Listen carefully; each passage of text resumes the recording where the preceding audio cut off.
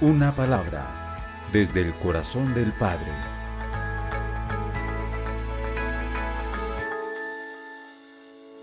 La muerte es consecuencia, y esto es sumamente importante. Esto es un principio doctrinal de la palabra que todo buen creyente debe practicar, debe conocer. Y es que la muerte es la consecuencia del pecado. Romanos capítulo 6, versículo 23 dice: porque la paga del pecado es la muerte. ¿Sabe por qué morimos? Porque eso fue resultado del pecado. La muerte es la consecuencia que vino a la humanidad como resultado del pecado. Un pecado que cometemos, pero también un pecado que heredamos y que fue colocado de generación en generación desde el primer pecado, que fue el pecado de Adán. Así que necesitamos comprender y entender que al predicar el evangelio las personas pueden arrepentirse de su pecado y experimentar lo que nosotros hemos experimentado. Cuando estábamos muertos en nuestros pecados y delitos, Él nos dio vida juntamente con Cristo Jesús. La Biblia es la única fuente segura y contundente que explica el origen de la muerte. Génesis capítulo 2, versículo 17, el Señor le dijo a Adán: no comerás del árbol del conocimiento del bien y del mal, porque el día que de él comas, ciertamente morirás. Es la primera vez que la Biblia habla de muerte y lo hace en la misma boca de Dios, como una sanción, como una advertencia al desacato de las instrucciones de Dios. Debemos entender que morimos biológica y físicamente como resultado de nuestro pecado. Y tal como el Señor lo declaró: el día que comas del árbol, el fruto del árbol prohibido, ese día morirás. Y efectivamente eso ocurrió.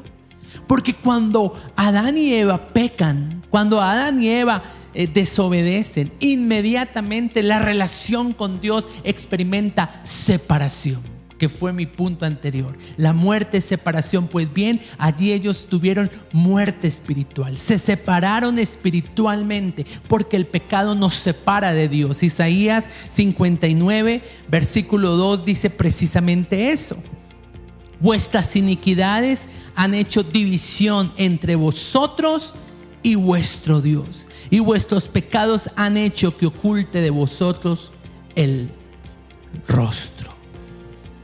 Y eso lo experimentó Adán.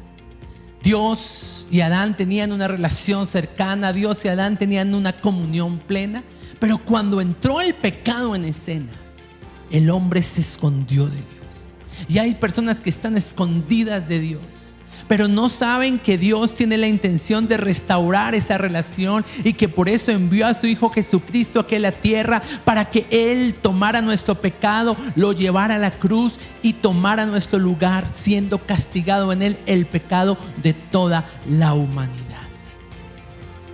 Pero después de que Dios busca a Adán, algunos años después, Adán muere. No era el plan, la intención original de Dios para el hombre que falleciera.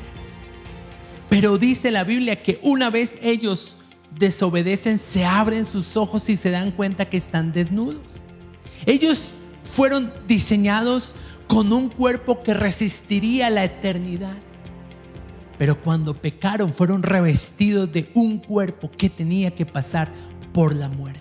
Así que la primera consecuencia que recibe Adán como resultado del pecado fue la muerte biológica, la muerte física. Y a veces no entendemos por qué el libro de Génesis dice que fue colocado un querubín protector que custodiara el árbol de la vida para que Adán y Eva no tuvieran acceso a él. Pues bien, porque el árbol de la vida significaría que si ellos lo comen, permanecerían eternamente en ese estado de pecado.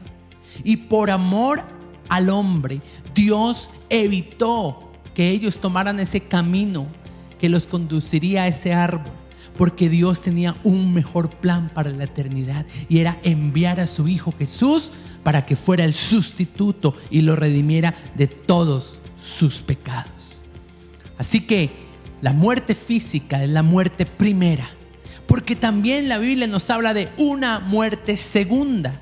Apocalipsis capítulo 2 versículo 11 dice: el vencedor no sufrirá daño de la segunda muerte. ¿Y cuál es la segunda muerte? Pues es la muerte eterna. Y esa fue la muerte de la cual el Señor nos ha librado. Por eso, palabras de vida eterna, promesas para la vida eterna, tener la certeza de que el día que fallezcamos en Cristo tenemos vida eterna. Una palabra desde el corazón del Padre.